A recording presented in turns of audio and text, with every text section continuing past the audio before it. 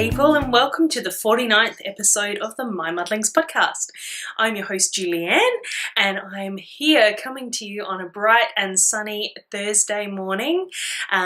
It wasn't so bright and sunny this morning. I'll talk about that a little bit later. I've had a very interesting day so far. Yeah, very, very strange. I'm feeling in a pretty good mood, so hopefully I can cheer you up if you're not feeling so great, and if you're not feeling great, I really sending big hugs, hoping that it gets better soon. And I'm already off on a tangent. If you're having a great day, that's fantastic. If you're not, big hugs. There you go.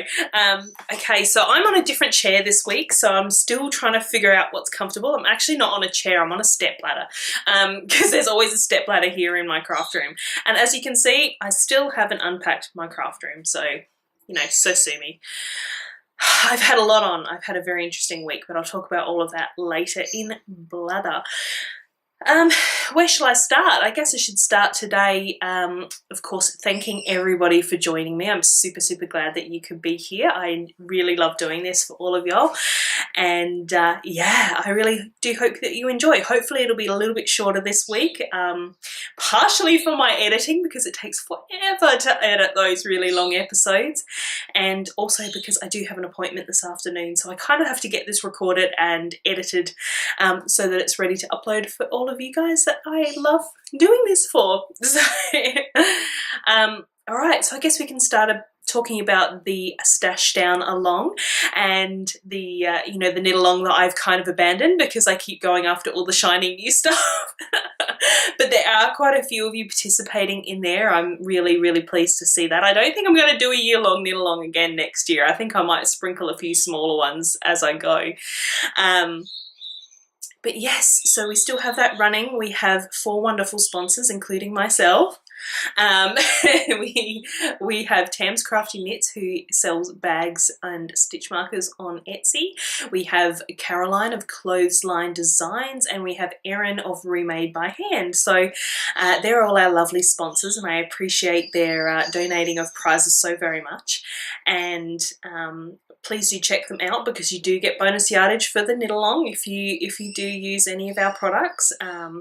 So yeah, and what else? I announced last week that I was going to redraw the 300 subscriber prize if I hadn't heard from Luann, who was textile grad, and unfortunately I haven't heard from you, Luann, so I have done a redraw, and I really laughed when I saw who had actually won, because I'm pretty sure this person won my last subscriber giveaway. So this winner is Leanne, who was Pink Sticks on Ravelry. I had to have a bit of a chuckle when her number came up. She was post number 10 out of 14.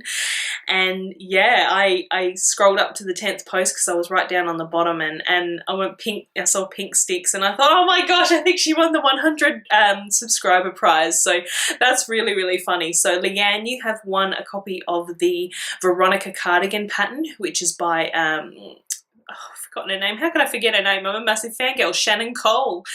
Cole, that's my name. Shannon Cook, the wonderful Shannon Cook. So you will get a copy of the Veronica cardigan pattern, not the cardigan, and you will also get a skein of my yarn in my Nyasa Aran base and in the Canopy Shadows colorway. Oh my gosh, can I talk? So Leanne, if you could just let me know that you have seen this, and as soon as you have, I'll let Shannon know to send through your pattern, and I'll organise to send off your yarn. I already have your postage address, so I'll get that all sorted for you. So congratulations, Leanne. And yeah, I guess I can get on to what I have been working on. I have been mostly really monogamous over this last week. Last night or yesterday afternoon I did cast on 2 new projects because they are test knits that I have signed up for. Of course I've signed up for 2 of them at once, so you know, always the optimist over here. So yeah, I think the first thing I should talk about, I did have on my show notes here about my Lorna's Laces Soulmate socks that I have been knitting, and they're the mustardy silvery ones that you guys have seen before. I haven't done a lot on those. I haven't even gotten to the heel yet. So any knitting that I have done on them has pretty much just been more of the legs. So you've seen my socks a million times. You've seen what these socks look like. So I'm not even going to bother showing you. So the next thing that was on my list, and it's funny, I actually had coming up imminently as a section on my show notes, but those things that I had that were coming up, because I was going to record yesterday, they're now cast on, so I can show you them as works in progress.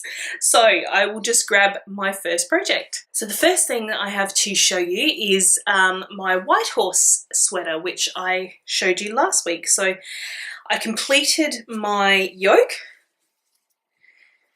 and I now have a lot of body because, like I said, I figured that once I had gotten onto the body of this and it's just knitting around, it would fly, which it has. So I think if I hold it up to me, I'm maybe about 3 inches away from starting my short rows, just to bring it down a little bit longer across my bum, because I'm hoping to have the whole sweater, because I've got a heap of yarn. I'm on my 3rd ball. I've only really just started the 3rd ball, and I have a whole 4th. So I think I'm going to have plenty of yarn. So what I was thinking, because this is actually a cropped sweater pattern, that I would knit so that the front is about at my like my hip joint area, not my, you know, what do you call it? You know how you usually call these your hips on the side?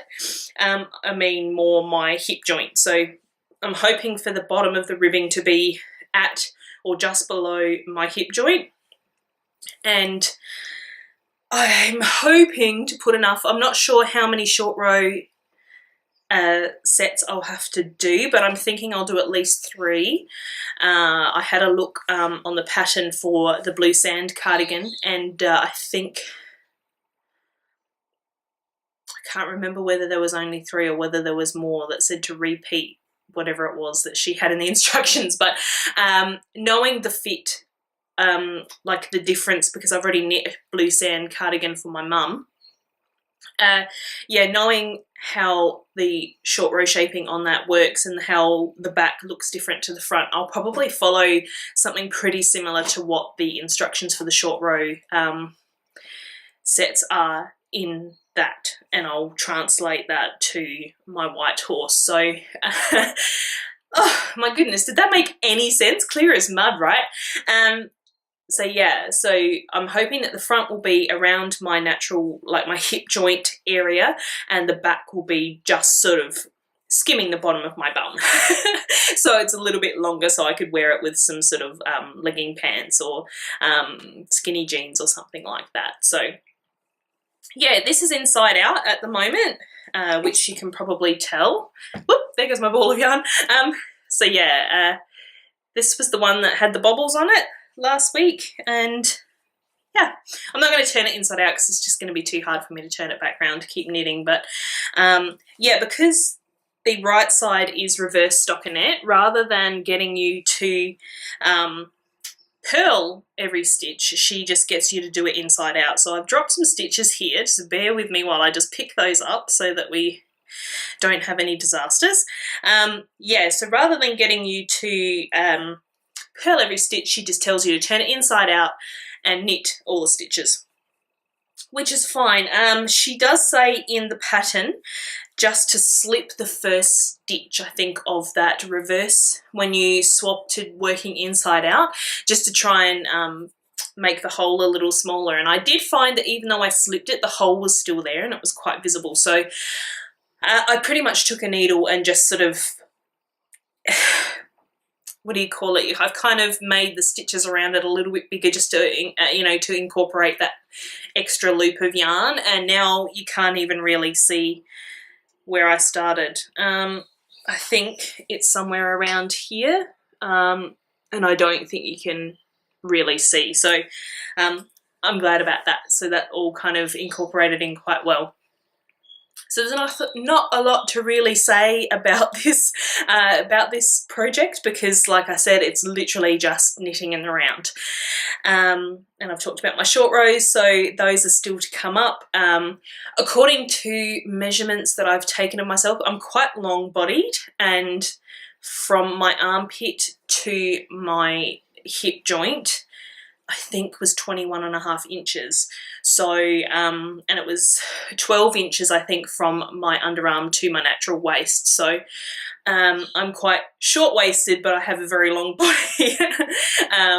So yeah, so I'm kind of incorporating those measurements into what I choose to knit. So I'm thinking at this stage, if my natural hip bone level is at 21.5 inches down from my underarm, that I think it's like an inch and a half of ribbing at the bottom. So if I stop at around 20 inches, I should be just about right by the time the ribbing is done for that to sit on my hip joint. So fingers crossed it all works out. It's actually the first time I've ever tried to knit to the measurements that I've taken of myself.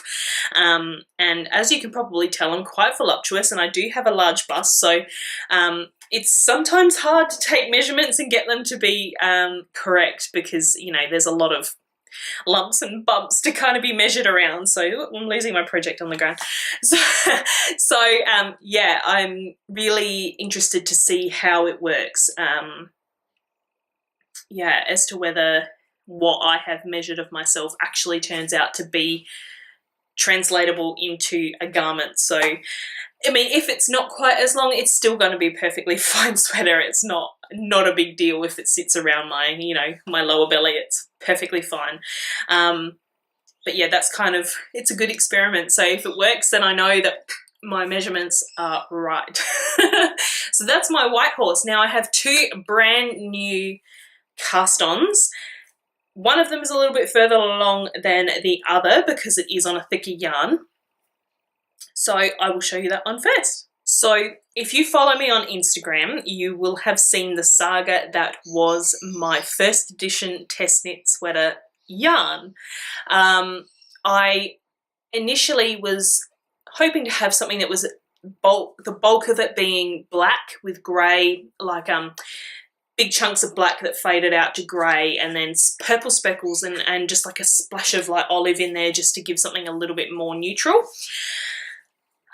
Unfortunately, the green is a different brand of dye to the ones that I regularly use, and because of that, my regular ones tend to stay as a clump on the surface and distribute very, very slowly. So it kind of is I guess, a time release kind of effect.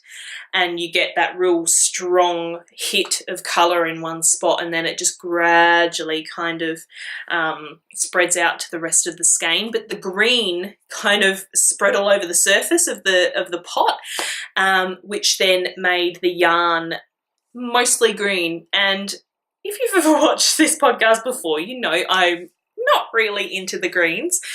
So it was very green, and I was like, And I swatched with it anyway because I needed to know my gauge so that I knew what needles to use. I'm using, obviously, my own yarn. It's my Nyasa Aran base.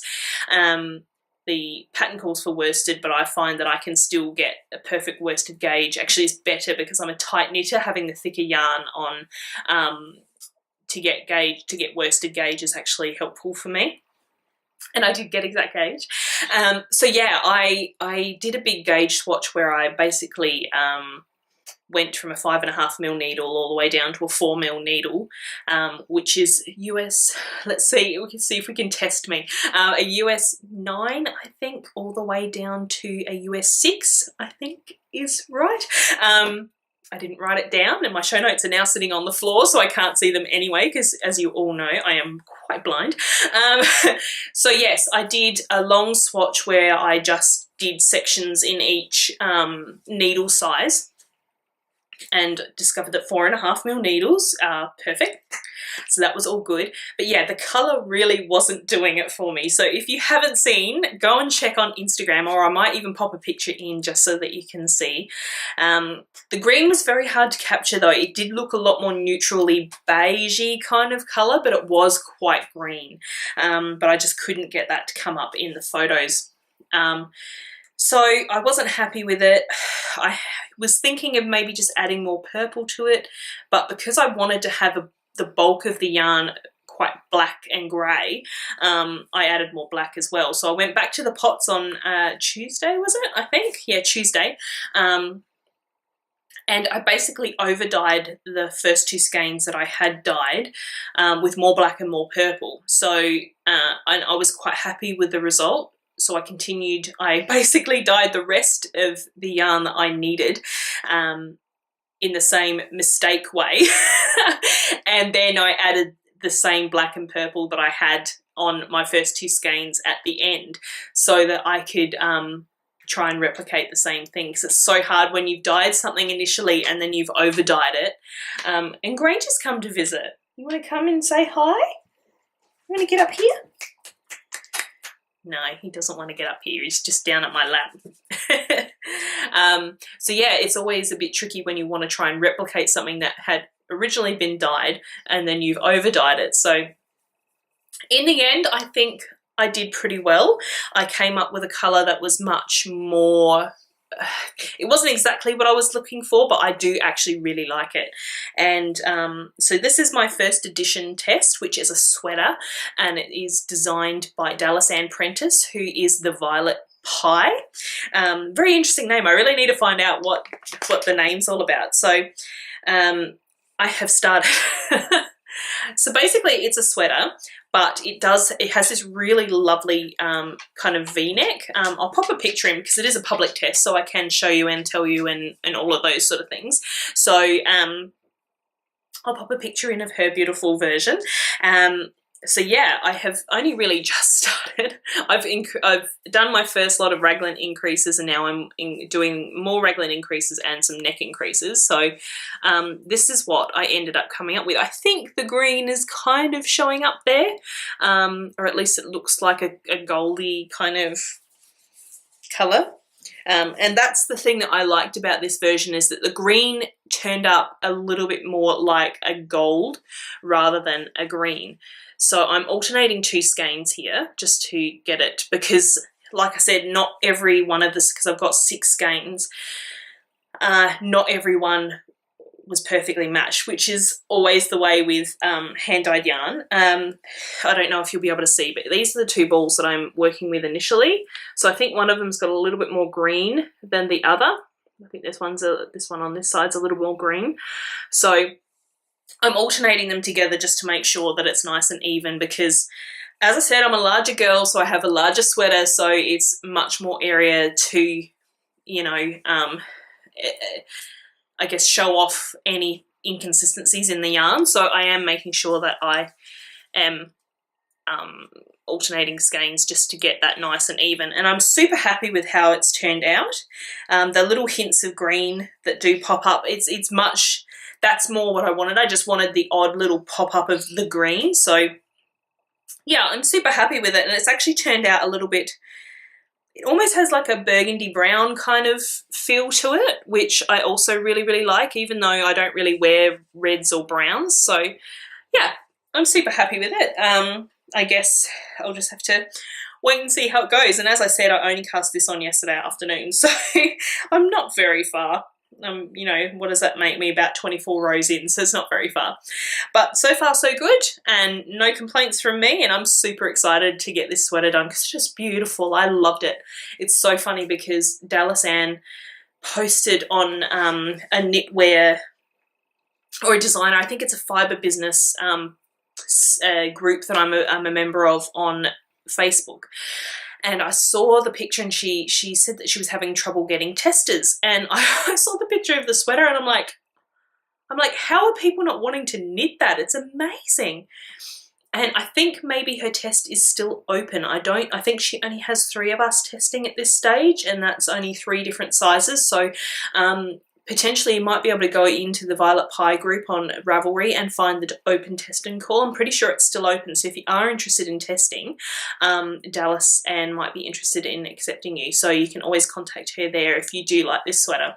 But yeah, I was really surprised that she said she was having problems getting people to test the sweater, and I just loved it. I thought it was gorgeous.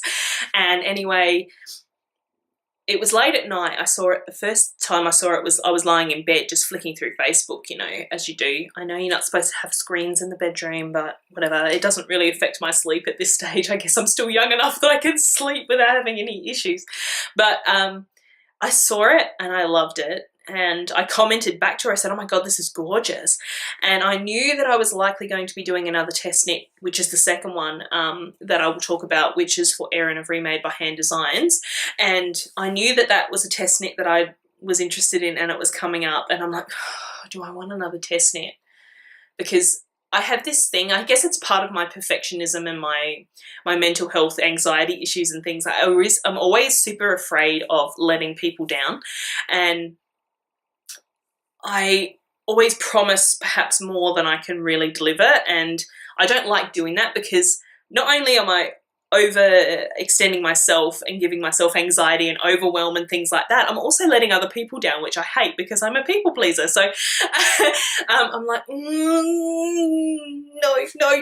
don't sign up, don't sign up. But the next morning I woke up and I immediately checked that thread again on Facebook. And I went over to Ravelry to see if anybody had taken her up on the testing call. Nobody had. And I'm like, I want to knit this. I will test for you. So yeah, I signed up and yeah, I'm going to have a beautiful sweater and I love it. I mean, even if I hadn't signed up for the test, this would have been a sweater that I would have kept an eye on and I would have knit eventually anyway because I love it. So yeah, I'm really super excited to get this knit. I mean, the test finishes, I think the deadline's on the 27th of November, and I think she's going to release the pattern early December. So really not sweater weather being here in Australia. Really not sweater weather by then. So I'm going to have to wait a very long time to wear it, but that's okay. I will be very happy knowing that this gorgeous sweater is sitting there waiting for me to wear. So that is my first edition sweater. The last thing that I have been working on has turned into a little bit of yarn bath as I've brought it in here. So you'll have to kind of just bear with me. I can show you. My two balls have kind of tangled themselves together because again, this is my hand-dyed yarn. So I am alternating skeins because like I said, even though you can be dyeing 2 skeins of yarn at once, they don't always come out the same. See? Exactly the same pot, exactly the same colorway, and yet one has a lot more of the silver grey, the other has a lot more of the blue and purple. So I'm alternating these 2 skeins together. And this is my peach face fingering base. So this is the newest pattern out for testing by Erin of Remade by Hand Designs. Let me just cross my legs so I can keep those balls of yarn up. And yeah, I think I've done 8 rows. I literally have only just started. So, and this colorway is a brand new one. This is only the second time I've dyed it. It's called Mystic, and I'm going to be dyeing some more for the shop. But yeah, it's beautiful silvers and blues and some purple and burgundy kind of colours. So yeah, not really a lot to show you because like I said, it's only eight rows in. But I'm really happy with the way that the yarn is knitting up, and obviously I am alternating skeins just to keep it nice and blended because the pattern, did I say what the pattern was? It's called Dormancy, and it is another wrap by Erin. She is like the queen of wraps. I've never really worn wraps or scarves or anything until I've seen Erin's designs, and I love my understoried wrap, which I test knit for her and created a colorway for. And I love that because it's huge. I don't really like scarves. I definitely don't like thin scarves, like narrow scarves. but because it's such a wide wrap size, just to put it around my neck, I love it. So I'm going to love this too, I just know it. And it's a super interesting construction. I'm not 100% down on how it's all going to turn out because I've started knitting and I'm like, what is happening here? I don't know what's going on. Because, yeah, I'm assuming it's going to turn out square somehow because it's actually, I think, knit in at least 2 parts. I'm almost feeling like there's 3. I'm probably wrong because, like I said, I'm not very far in. I'm 8 rows in. I'm sure the magic will all reveal itself. But yeah, because it is knit in pieces, right? I think it's radiating out from the center to the edges. Yeah, I really have to alternate my 2 skeins because otherwise I'm going to have one side that's all blue and purple, one side that's all grey and blue. So yeah, so it's very important for me to alternate the skeins. So not really a lot else to talk about that one because, yeah, 8 rows in, just started, no idea what's going on next. So I guess I have only a little bit of shop news. I still haven't skeined up the second lot of self-striping Halloween yarn that I made. It is on my warping board right in front of me right now. But today and tomorrow are super busy. Not going to get done this week. However, sorry while I just dip out of shot there. I do have this one up in the shop right now. So this is a 4-striper, 2 black stripes, and then in between there is this green and purple. So I have knit up, I've made a very pretty ball. So that's what it looks like in a ball. If you purchase this, it will come just in a skein. It won't come balled up. But yes, this is what it stripes like. So I have 2 skeins of this available in the shop. So yeah, go for it if you like it. You too can have some Halloween socks. So that's the only really the shop update stuff that I have is that is in the shop. So other than that, I can probably talk about a little bit of blather. I've had a very interesting couple weeks because I've had a bit of a health issue, which is more physical rather than the mental that I generally suffer from, which you guys all know about. I have had a bit of a physical issue, but I spoke to my doctor this morning to get some, she rang me to let me know of a biopsy that I had of the results, and she said that there's nothing bad in there, so that's all good. So that was kind of yeah, one of the very first things that happened to me today was to find out that there's nothing bad, so which is fantastic. But yeah, I've had such an interesting day because I've been taking Granger for a walk every day, and he loves it and I love it because in this new area where we are living, it's just some beautiful houses and some beautiful streets around here, so I really, really enjoy going for a walk. And yeah, so we went out for a walk this morning and it was sunny with a few little clouds around, and I know today was forecast to have showers, and I'm like, that looks fine. So off we go. We usually have, you know, a minimum of 30-minute walk, you know, up 35 minutes probably average. And so we're walking away, walking, and then I suddenly realised, hey, it's getting really dark. It's really grey. And yeah, it rained on us. So we got back here and because Granger's like shaking, and as soon as we got back to the house, I usually take, because he has to have a face harness because it's not a muzzle, it's just a harness because he does pull really hard, and if his lead is just around his neck, he actually will literally choke himself by pulling. So I have a little halty harness for him on his face just so that he doesn't pull. So usually I let him off at the gate because we have like a little what's it called, storm wire or something like that. It's the diamond shaped sort of wire fence. It's about probably my waist height or just below, probably thigh height. So yeah, I usually let him off as we walk in, and he just races up the front yard into the door and waits for me. So today when I did that, I took off his harness and he races to the door, and he like immediately shuffles, like, because we have like a little round it's not really a veranda, but it's like a concrete it's not even a lentil, what do you call it? It's basically like a little bit of concrete that sticks out from the house, because our door, like say you're looking at the house, the door's this way, bedroom's this way, so you're going into the lounge room, so it's got a little concrete roof. He just runs up and he's hugging the house wall just so he doesn't get wet, because Granger doesn't like getting wet. So we come inside and, you know, dogs will be dogs, immediately shakes himself in the lounge room.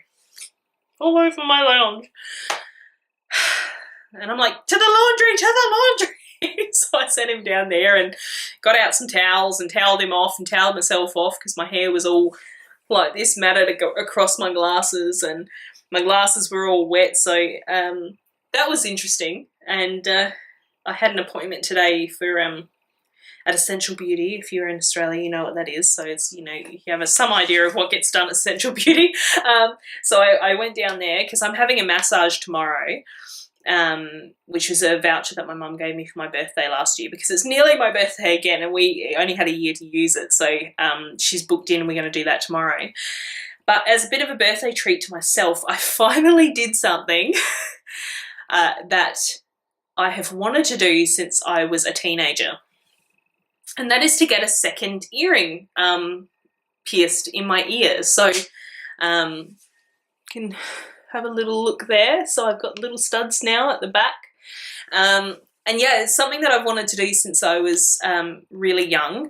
I've had my ears pierced, I think it was like done for my 15th birthday, I think. So 20 years ago, I got my first hole pierced, and I've always wanted to have the second so I can wear sleepers at the front and studs at the back, or like a larger earring at the front. Now I've just pressed this one and it hurts.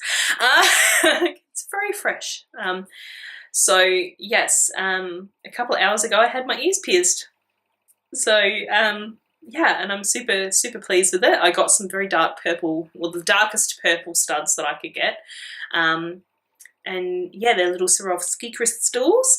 And I got my two new ear holes. So that was something else that I did this morning. And yeah, today's just been full on. And everybody that I've encountered, apart from some idiot drivers, but you know, you're never going to get away from that.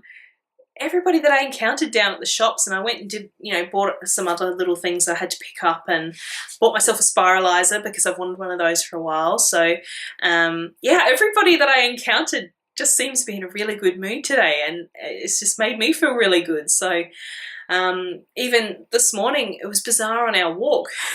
This woman, her dog came over and started sniffing Granger, and because I always get a little bit worried when a dog's off the lead, and Granger's on the lead, because through having watched The Dog Whisperer with Cesar Millan, I know that dogs, if they're on a lead and they get approached by a dog that's off the lead, they can lash out because they feel trapped by the lead, whereas the other dog, you know, they get defensive.